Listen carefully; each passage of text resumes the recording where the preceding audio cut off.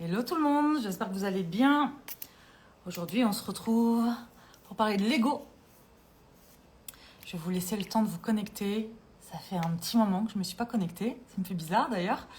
J'ai fait un petit break d'une semaine. Ça m'a fait le plus grand bien. Salut tout le monde. Bienvenue. Dites-moi comment est-ce que vous allez aujourd'hui. Comment se passe votre début de semaine? Est-ce que vous avez pris le temps de prendre soin de vous? Coucou tout le monde. Ok. Avant de faire mon break d'une semaine, je vous avais dit que j'allais parler de Lego parce que le dernier coaching avec la tribu Holistic Origin, c'était sur Lego, sur le thème de Lego. C'est le mois du thème de Lego, là, dans la formation de 9 mois.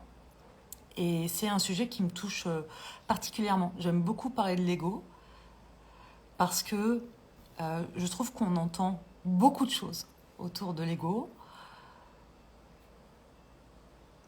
avec des angles de vue et des points de vue différents, et je trouve que ça apporte beaucoup de richesse. Mais je trouve aussi que parfois, on entend des choses qui sont... Désolée, je me déplace un peu. On entend aussi des choses qui peuvent être un peu confusantes, on va dire. On va dire ça comme ça, voilà. Si vous êtes là depuis un petit moment, vous savez, salut Sandy, salut Alexandra. Je suis contente de vous retrouver en live aussi. Donc si vous êtes là depuis un petit moment, vous savez que c'est pas la première fois que je parle de Lego, hein, pas du tout. Et souvent j'en parle suite à des choses que je peux voir ou que je peux lire. Et notamment quand j'ai tendance à en parler quand j'entends ou quand je vois des choses circuler du style tuer l'ego, des messages de il faut tuer l'ego ou dissoudre l'ego. Parfois, j'entends des personnes qui disent « Ah, ça y est, j'ai réussi la dissolution de mon ego », par exemple. Et c'est vrai que dans mon esprit, dans mon esprit avec tout ce que, avec mes connaissances, avec ma vision, avec mes croyances aussi, bien sûr, je trouve que c'est dangereux de parler de dissolution de l'ego, même si je comprends bien d'où ça vient. Et pour commencer, j'ai envie de vous dire qu'il y a plusieurs points de vue. On peut parler de l'ego d'un... Tu nous as manqué, quel plaisir de te retrouver. Merci beaucoup Christelle, merci. Donc on peut parler de l'ego d'un point de vue psychologique, ok? Et dans la littérature et la psychologie, quand on parle de l'ego, on va parler de l'ego sous la forme de notre personnalité, ce à quoi on s'identifie. L'ego, dans ces cas-là, c'est ce qui nous différencie les uns des autres. Donc ça a quand même un intérêt. Alors que quand on va parler plutôt spiritualité, et c'est d'ailleurs souvent dans ce cadre-là qu'on peut entendre parler de cette notion de tuer l'ego ou dissolution de l'ego, là on va plutôt évoquer l'ego comme quelque chose, non pas de négatif, mais tout de même avec ce grand besoin de remettre ça à sa place et de prendre conscience qu'on serait juste la conscience qui observe. Je vais aller plus loin pour que ce soit plus clair. Okay, je réfléchis en même temps parce que pour voir un petit peu comment je peux amener ça en peu de temps, parce que le coaching avec la tribu Holistic Origin, c'était 2 heures de coaching. Forcément, je ne veux pas être pendant 2 heures en live avec vous. Donc, j'essaie quand même de tourner ça pour que ce soit le plus clair possible.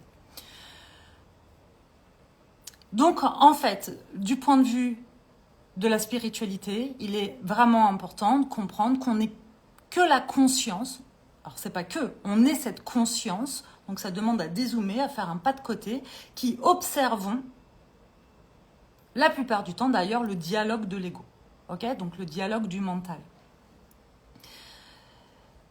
Et quand on laisse l'ego être au volant, eh bien, ça équivaut à être dans un certain jugement de nous-mêmes, mais aussi du monde qui nous entoure, avec ce prisme un peu binaire de bien ou mal. Donc, ce serait tous nos filtres aussi de croyances. Ok ? Moi, je crois que peu importe qu'on parle de psychologie ou de spiritualité, on parle quand même de l'ego dans tous les cas, et que tout ce avec quoi on est livré, donc le package avec lequel on est livré dans cette vie-là, il n'y a rien à jeter, il n'y a rien à tuer, il n'y a rien à dissoudre. Ok ? En revanche, je crois qu'il est bon d'apprendre à observer, d'apprendre à se connaître, d'apprendre à s'aimer avec toutes ces parts d'ombre sur lesquelles on n'a pas encore mis de lumière et de conscience, avec toutes nos qualités, mais aussi avec tous nos défauts. Hein. C'est beaucoup plus facile d'accepter nos qualités que nos défauts quand même. Et que c'est ça, en fait, l'objectif de la vie. Et qu'effectivement, on a tous un ego qui a une fonction à la base. Et comme pour tout, quand il prend toute la place, eh bien, ça va nous porter, j'allais dire, préjudice. Ça va pas nous aider. Ça va pas nous aider, vous allez comprendre pourquoi. Voilà. Donc, ça va toujours être l'histoire d'un espèce de juste milieu, de là où on met le curseur, et plus on va apprendre à se connaître, plus on va apprendre à observer notre dialogue mental, et mieux ça va se passer. Plus ça va être fluide. Okay ? L'ego, il se construit dès l'enfance, et il a un objectif, hein, encore une fois, je vous l'ai dit, ce qu'on a et ce qu'on possède à l'intérieur de nous, ça a une fonction. L'objectif de l'ego, c'est de nous protéger. Comment il va faire pour nous protéger ? Eh bien, il va répertorier toutes nos histoires, tous nos souvenirs, dans ce que moi j'appelle un espèce de livre de loi intérieur, mais je le compare aussi souvent à un bibliothécaire un peu stressé qui répertorie tout ça là dans la bibliothèque sans aucune date de souvenir, d'accord ? Donc tout est répertorié avec plutôt des degrés d'intensité, mais pas de date. Ça veut dire quoi ? Ça veut dire que très tôt, dites-moi, c'est bon, c'est revenu ? Ok. Donc, mon ego va faire en sorte que je sois aimée. Parce que c'est comme ça que je vais pouvoir survivre en étant aimée des autres. Ce qui explique déjà notre besoin d'être aimé. Pourquoi on a tant peur parfois du regard extérieur. Parce qu'en fait, on a peur du rejet. On n'aime pas ça. On n'aime pas ressentir ça dans notre corps, hein, le fait d'être rejeté. Et ça s'explique, encore une fois. Hein, parce que pour contribuer à notre survie, eh bien, il y a une part de notre cerveau, la plus archaïque, qui a bien compris qu'il fallait qu'on soit aimé pour faire partie d'un clan. Ok, donc l'ego, il se construit à travers ça.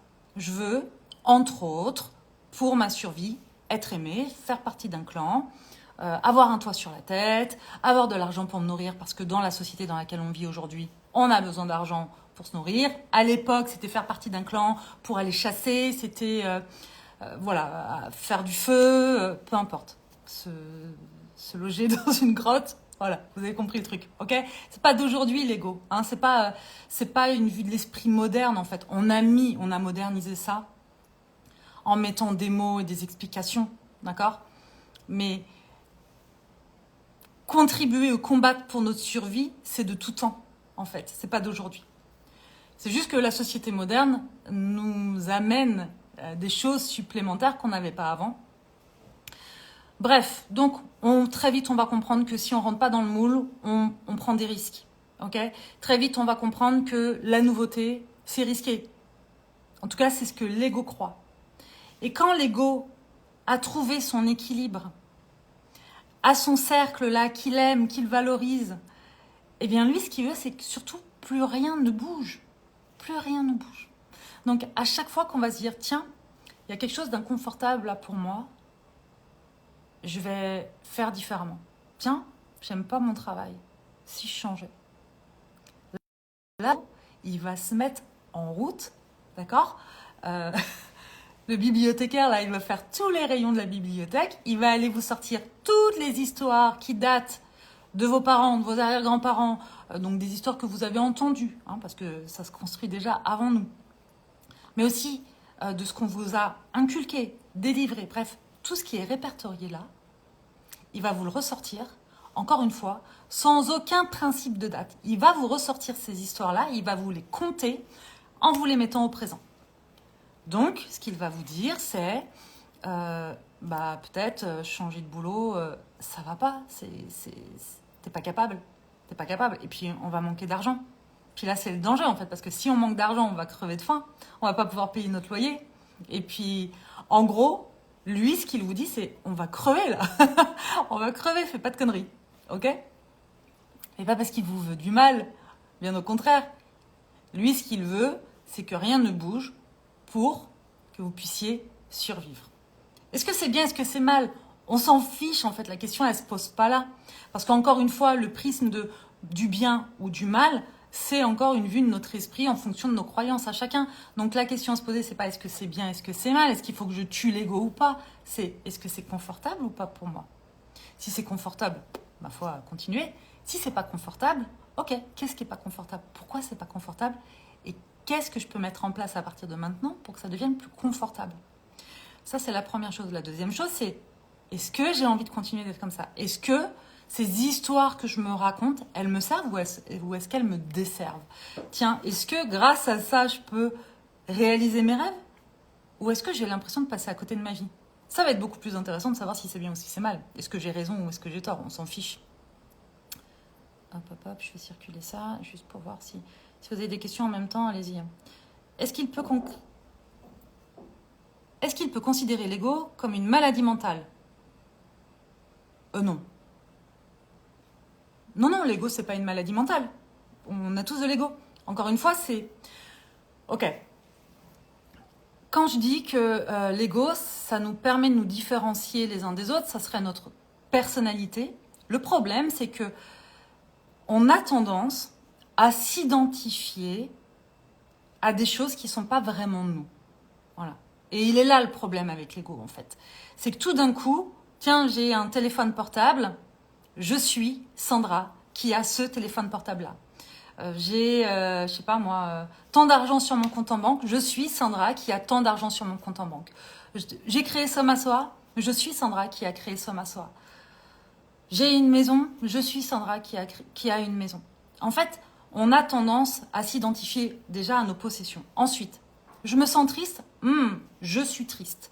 Je me sens fatiguée, je suis fatiguée. Je me sens en colère, je suis en colère. Donc on s'identifie et on devient aussi nos émotions.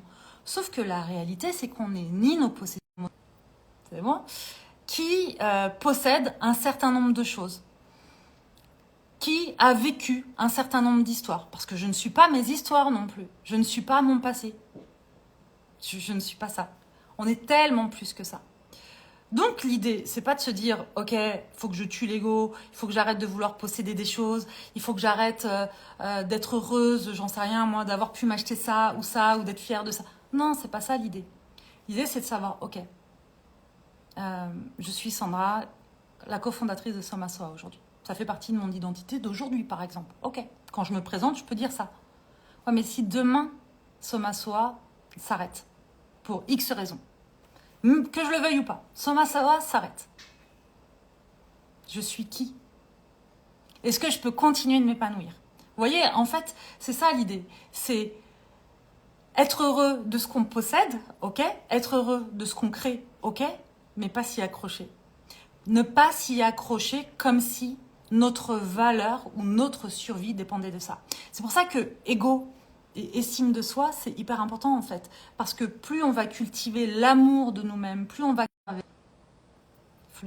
d'observer ce dialogue intérieur pour juste faire un pas de recul et se dire, ok, ce que je suis en train de me raconter là, c'est vrai ou pas?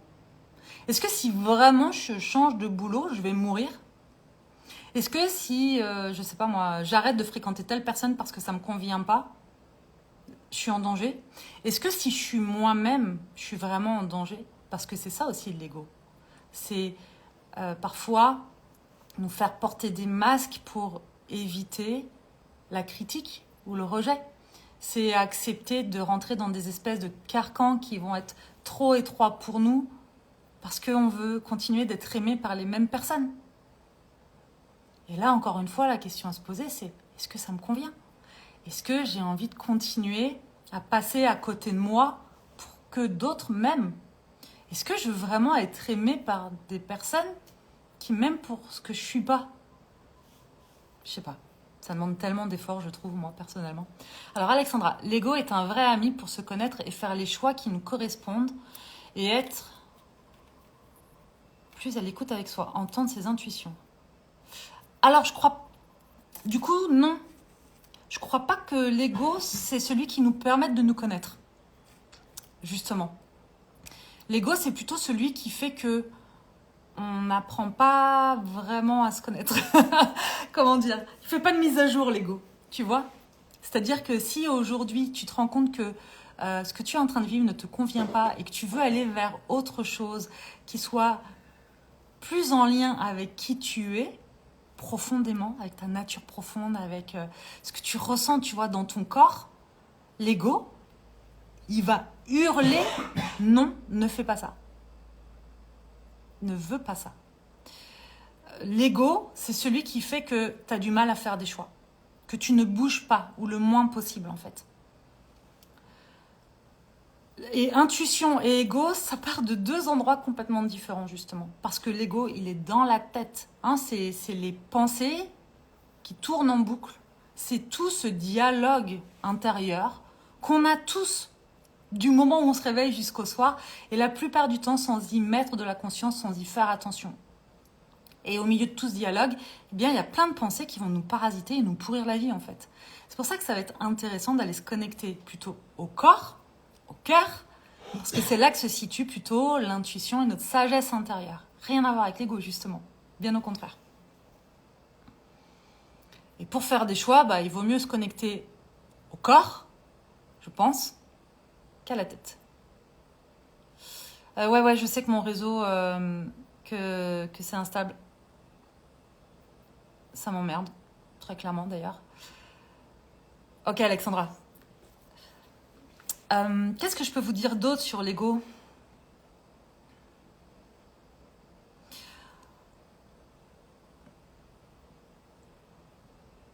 Quand on a envie de remettre un peu son ego à sa place, c'est-à-dire sur le siège arrière de la voiture pour que nous, on puisse être de nouveau au volant de la voiture. Souvent, on me dit, ouais, mais comment faire ? En fait, il n'y a pas vraiment de... Ouais, déjà, effectivement, se connecter corps-cœur. Les deux. Revenir au corps, d'accord ? À nos ressentis, pour voir ce qui est vraiment juste pour nous. Est-ce que quand je prends cette décision-là, je sens de l'ouverture ou plutôt de la fermeture? Est-ce que quand je suis avec cette personne-là, je me sens vraiment bien? Ou est-ce que je suis juste en train de me travestir? Ou je suis pas bien? Ou je sens de la crispation partout? Est-ce que je suis en train d'alimenter mes peurs et de me raconter et de me faire un film toute seule, là, en grossissant le truc? Ou est-ce que je suis dans l'instant présent? Donc il y a cette notion de revenir à l'instant présent parce que l'ego, il a tendance soit à nous ramener tout le temps dans le passé ou à nous parler d'un futur hypothétique. Hein, c'est un maître conteur, donc il nous raconte des histoires passé et futur. Passé qui n'existe plus, futur qui n'existeront peut-être jamais. Okay, donc c'est déjà comment je fais pour revenir le plus possible à l'instant présent, pour retrouver du confort. Pour ça, ça va être aussi, et je sais que ça peut paraître un peu étrange, mais observez vos pensées. Vraiment, observez-les. Et quand je fais ça, là, ces derniers temps, par exemple, j'étais un peu challengée, j'ai repassé du temps à l'hôpital, etc., etc. Et puis juste derrière, on s'est pris donc quelques jours de break avec Seb. Et du coup, j'étais dans cette conscience de mon dialogue intérieur. Et ça paraît un peu fou, parce que je me vois faire, je me vois dire, je me vois être, je m'observe là-dedans. Tout simplement. L'idée, c'est pas de s'observer pour se juger, ok ? Parce que si par exemple, je suis en train de dire un truc, et qu'en même temps, je suis en train de me dire, waouh, là, tu dis vraiment de la merde. T'es trop nul. Personne va t'aimer, là, tout le monde va te rejeter. Ça, c'est mon ego. Ça, c'est mon ego qui me dit ça. Je pourrais, du coup, mettre de la conscience de, tiens, ok, je suis en train de me juger là. Pourquoi ? Ça vient toucher quoi en moi ? Quelle peur ? Qu'est-ce qu'il est en train de me raconter là, mon ego, sur ça ? Où elle est la part de danger, en fait ? Est-ce que c'est vrai ? Est-ce que je suis vraiment en danger ? Est-ce que vraiment, je suis en train de dire de la merde ? Et si c'est le cas, est-ce que vraiment tout le monde va me rejeter pour ça ? Ok. Et quand bien même, est-ce que moi, je peux apprendre à m'aimer avec ça ? Et c'est la seule chose qui compte en fait. Parce que c'est ça la vie. Et l'objectif de la vie, c'est expérimenter. Parce qu'à travers l'expérimentation, on apprend à se connaître. Et à travers cette connaissance de soi, on apprend à se connaître dans l'ombre et la lumière. Et à travers cette ombre et la lumière, on apprend à s'aimer de manière inconditionnelle. Soi, déjà, et avant tout. Et donc, quand on parle de tuer l'ego ou de dissolution de l'ego, je pense que souvent, c'est parce qu'on pense que l'ego est un frein à cette connexion d'amour inconditionnel en nous, de source divine, etc., etc. Mais n'oublions pas que oui, on est des êtres spirituels, mais on n'est pas là pour comment dire, être complètement perché tout le temps et fuir notre réalité et notre condition d'humain en fait. Hein. On est des êtres spirituels qui faisons l'expérience de la vie humaine avec tout ce que ça comprend. Et ça, c'est vraiment important de l'accepter, je pense, parce que c'est ce qui fait que ça contribue à notre épanouissement et à notre bien-être. Plus on va vouloir fuir ça, plus on va souffrir. Et la souffrance, c'est ok aussi, de toute façon. La souffrance, la douleur, c'est pas agréable, hein, personne n'aime ça, mais ça fait partie aussi de tout ça. Voilà, donc vouloir s'en protéger à tout prix en faisant en sorte de ne rien vivre, de ne rien expérimenter, de ne jamais sortir des clous, ou d'être complètement perché tout le temps avec la prise, j'en sais rien, de produits, de machins, de plantes, tout le temps en excès, parce que je veux juste être branché à la source et ne plus ressentir ma condition d'humain en pensant à l'étroitesse de mon esprit, etc., etc. Non, c'est juste une fuite en avant. Ok ? Tout ce qu'on expérimente dans la vie nous sert à apprendre à nous connaître et à nous aimer profondément dans nos ombres et nos lumières. Tout simplement. Voilà les amis, ce que je peux vous dire là-dessus assez rapidement. Je pense que vous avez à peu près compris le truc. Je pourrais en parler pendant des heures de l'ego, honnêtement. Ouais, je pourrais vraiment en parler pendant des heures parce que c'est un sujet que j'affectionne tout particulièrement. J'en parle pendant des heures d'ailleurs dans la formation holistique origine.